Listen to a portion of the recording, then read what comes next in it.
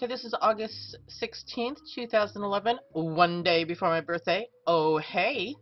Um, I wanted to talk about the houses in the astrology chart.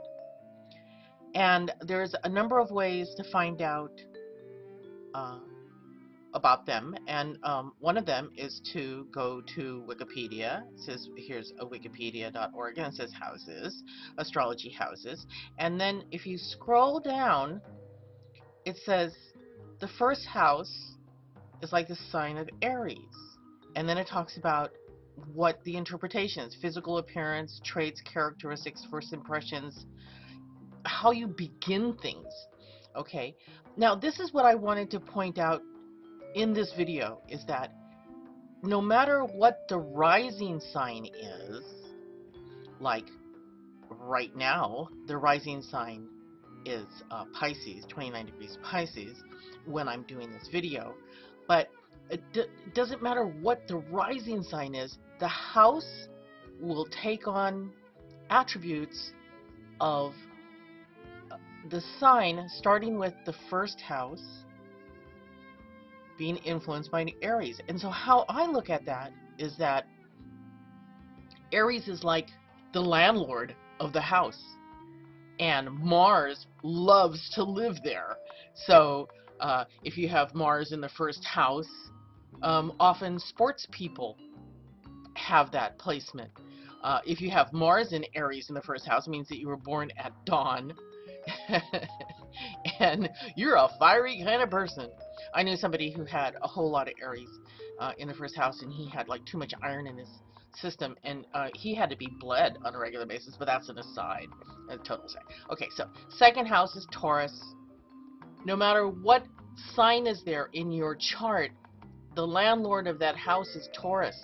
It's going to be concerned with things of value, what you acquire. So look at this Wikipedia page on the astrology houses, and just learn that when you go from 1, 2, 3, 4 to 12 houses, that the different signs that go 1 through 12, ending with Pisces, those are the landlords of that house. And the signs that rule, the planets that rule them, love living in the landlord's house. It's like they get like extra benefits, extra bennies. So that's one place you can find out about the houses. Another place is by looking at astro.com. Look in there, everything about astrology, understanding astrology, go to the houses.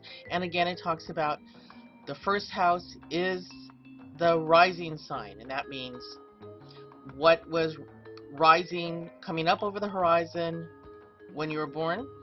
That the rising sign determines the first house. It goes first house, and it's oddly enough, this chart here, looking at today's chart, it just happened chance that Aries in the first house, Taurus is in the second house, Gemini's in the third house, Cancer is in the fourth house. It was just accidental, truly accidental.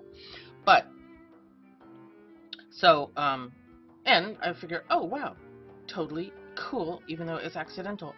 So this gives you an idea of who's the landlord of that house. Now, if I look at my chart, going to astro.com, to the database, let's just look at a natal chart. Okay. Oh, what I wouldn't give for a faster connection. I got DSL. Okay. Let's make this, oops, make this a little smaller. Okay. So, when I was born, what was coming up over the horizon was Capricorn. Okay, so I have a Capricorn rising. So for a Leo, I don't tend to dress in like really yellows, and you know, if anybody sees me in colors, they go, "Oh, is all your black in the laundry?" It's like that. My girlfriend in Florida busted me on that, because she saw me in a flowery skirt. So she said, "Oh, all your black ninja clothes are in the laundry." Because a Capricorn is fairly serious, and the colors are like black and brown. So for my first house, it starts with Capricorn. My second house starts with Aquarius. So I have nothing in the second house, but Aquarius is the landlord of the house. What do? I give stuff away all the time. Here's a free video. Take it. It's yours. Okay? So even though Aquarius isn't my second house, meaning I have sort of like an unusual way of dealing with money issues, and my sense of talent, what I consider as a talent, is like an unusual gift, like doing astrology. But the second house is still, Taurus is the landlord. So there's things about Taurus that will influence the second house, no matter what sign is in there according to your rising sign.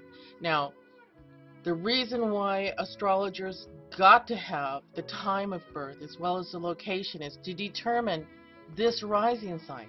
If we don't have the time of birth, or you say, oh, it was like 9 a.m.-ish, well, that's not going to help us, because this rising sign changes every couple of hours. There's 12 signs in the zodiac. There's 24 hours a day. Every 2 hours it changes.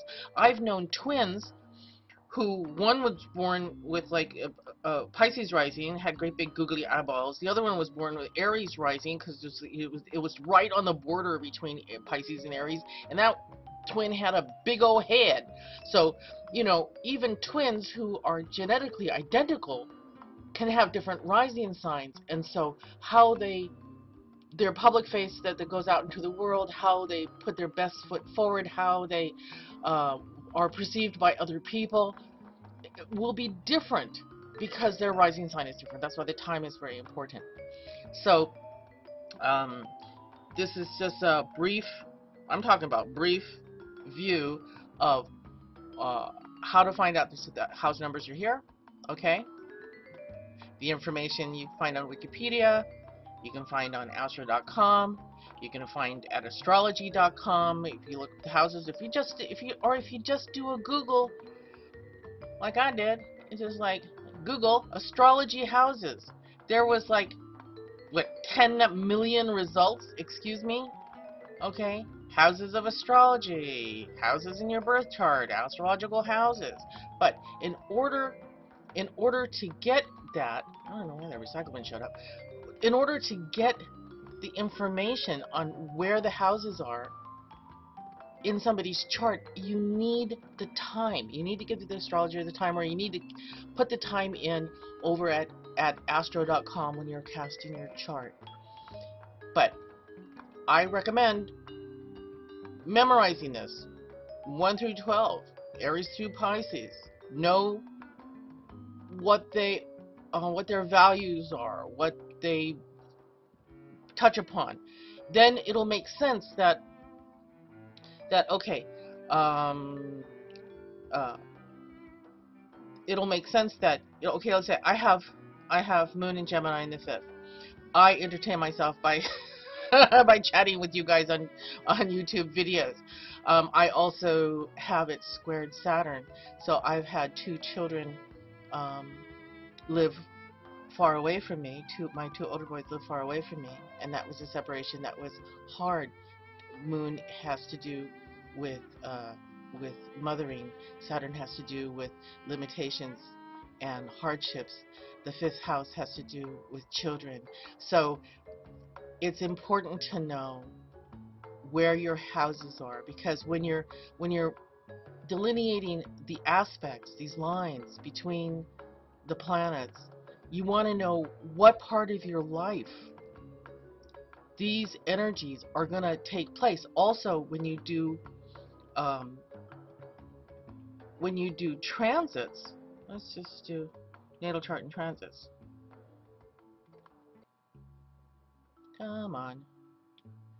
When you do transits, you want to know what house a transiting planet is going to be going through. Okay, Pluto's in Capricorn right now. My rising sign is Capricorn at 2 degrees. Pluto is something like, something like 4 or something now? 5. It's at 5 degrees right now. It's very slow. Pluto is a transformation. The first house is your persona, your public face that you show the world. My public face is being transformed. Ask my claymates, then my polymer clay claymates, where has she been? Why hasn't she done any new tutorials? Is she going to continue being a mentor to us? Well, I'm sorry, I'm being transformed. Thank you very much. You know, I'm having Neptune in my second house that's influenced by Aquarius. My spiritual journey is being, doing this astrology thing right now. My public face is being transformed. Pluto in the first house. Okay, so if you know where the houses are in your chart by knowing the time that you were born, to cast a chart, to get the rising sign, to figure out where is the beginning of the first house, then you can find out uh, where the other houses, what signs are ruling the other houses, and then when transiting planets are going through, you'll know what part of your life will be affected. So this is just talking about brief overview. If you have any other questions, put it in the comments area, and I'll see if I can, give you an answer. But do your homework. Study this. First house Aries, second house Taurus. What does it do? How, what part of your life is it going to affect? Go to the other websites that have, and look them up. Do a search, because this is all part of the how-to, yeah, astrological how-to. So let's see how much time we've taken up. Okay, let's go. Stop this.